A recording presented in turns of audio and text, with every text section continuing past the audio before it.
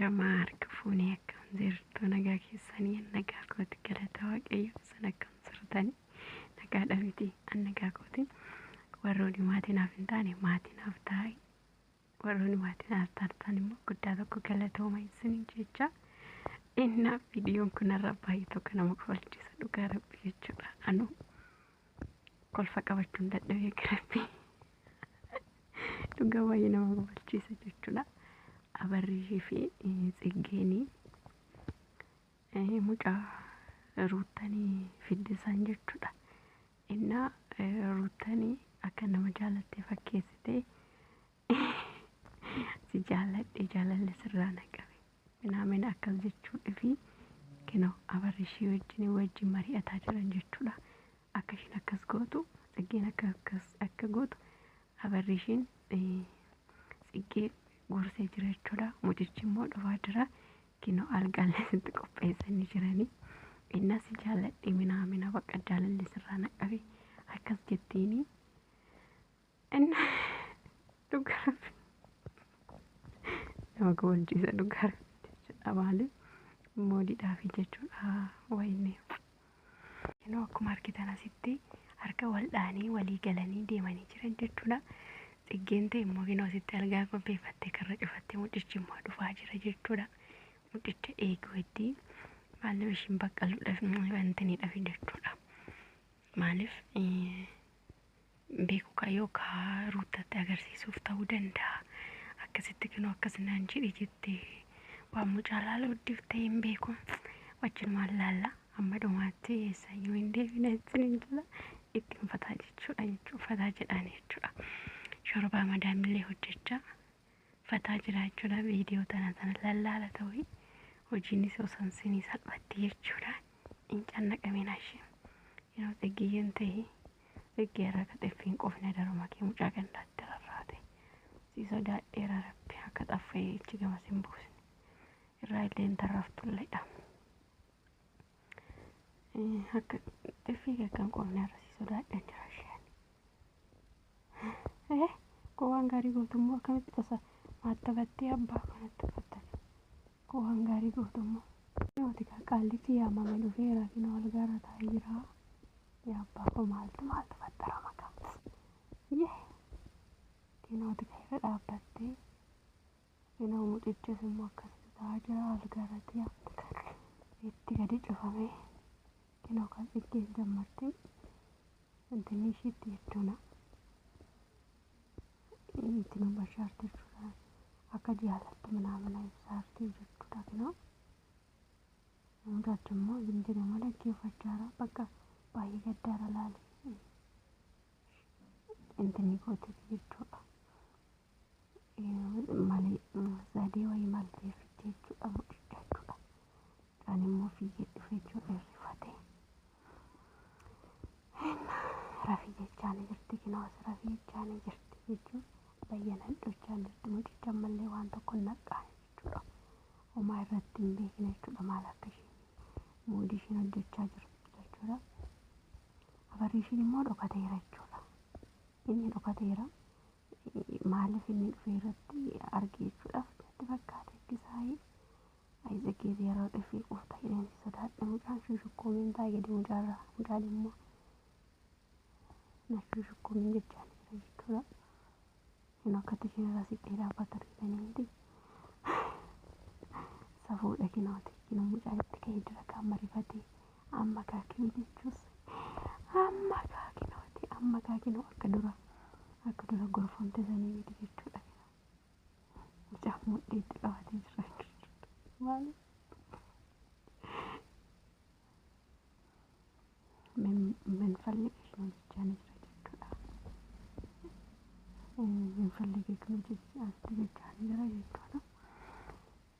Abeeti ani hin jenne duraayyuu kinoo xiffii argatta hin jenne ayii oddoo sitta seeraatti kun marte jechuudha. Kinoo jechuun itti buutee algaarratti darbuu itti ilaala. Difrati ishee dhugaa dhalaala. Difratu ishee ilaala dhugaa. Ati cumii natti yaarta natti hin jechaan jirti jechuudha. Tikkeetti kalallaa itti argee malee jira gisee tokko. Naasitti amma jaalattu ibsaartii jechuudha. Jechuun jaalala karraa qabe mana jettee odeessaarti tolaasitti kinoo siristaate akkasitti odeessaarti mul'achi immoo baay'ee intinichaa jira jechuudha. Ammanaa caqaa jira kinooti baay'ee xiyyaa jira. Akkasuma immoo sarraabsaa jira jechuudha. Ishiin garuu tisiitti hammachuudhaaf jechuudha.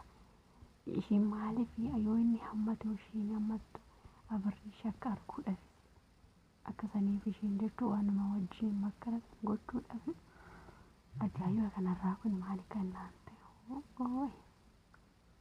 xayyoon rifatte tennis xiqqoo ishiin si hammadachaa ni jirti asitti jechuudha. Hojichi immoo hin danda'amne amma kina giddee keessa darbee inni immoo kina asitti kadhachaa jira jechuudha. Narra taa'ee ani dubara nan kabajaa dubaratti illee harka kiyya kaasuuf barbaadu baay'een dubara nan kabajeessichaa lolaatti jira jechuudha. Asitti isheen immoo jilbiifattee kadhachaa jirti bakka waddarkuu mana jechaa ni jirti jechuudha. Kina akkuma takka kinoo takka argitu mataa asii jecha as gooti inni mucaan qomaa gochuun jechuun libbee illee namni biraatu jechuun nama biraatu yaada koo keessa jiraachaa ni jira isin qaba jechaa ni jirti. Adeemni xiyyoon daffaaridha dhugaa daffaarni shabiifte haala taragaagii baqqan akka barri ishee gorsa gochuu hin dandeenye jechuudha.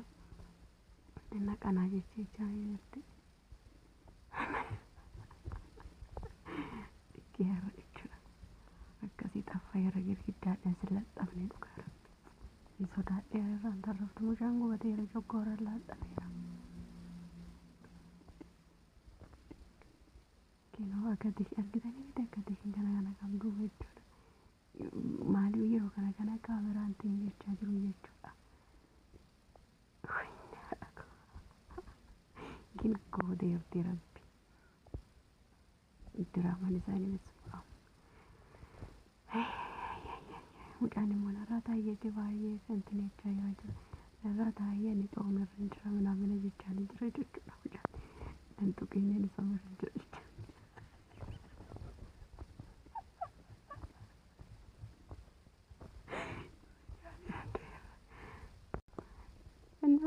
Mucaan sodaatee immoo maggee giddaatti laxxafame jechuudha. Isa macarrasha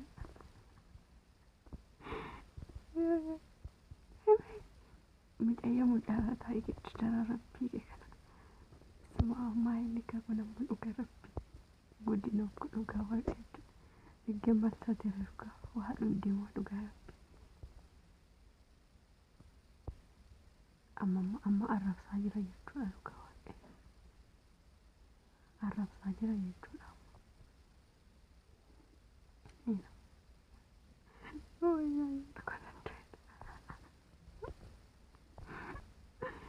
Mama arrabse bakka rabbiin ati sareedha jechaa ni jira jechuudha. Sareedhaati yoo carrashaan jechaa ni jira dhugaa rabbii arrabsaa jira.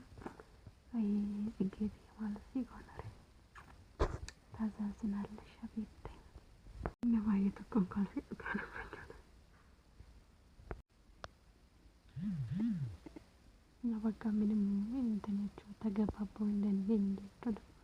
Ishiinis akka gorfamtee ta'uu hin dandeenye mucachichi immoo hin jabaata mataa jabaata mucichisi wayne namanninyaan osoo qaamiidhaan lammadumaatti yaa rabbi xixiqqeera nan sodaadhe dhugaa waaqa asiin xaffa yoo girgiddaatti laxxafe jedhee sodaachaa jechuudha.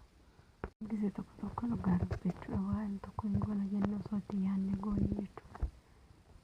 Bareeda jechuudha. Ishiin kun dhugaa rabbi akkasitti algaa qopheessite akkasitti akkas ta'uu hin qabdu jechuudha. Dubara waan taateef namni birrii dhabichaa jedhee waan ta'u hojjechuun dirqama isaati jechuudha. Birrii bichaas osoo hin taane maalummaa isaatiillee ilaaluu qaba jechuudha.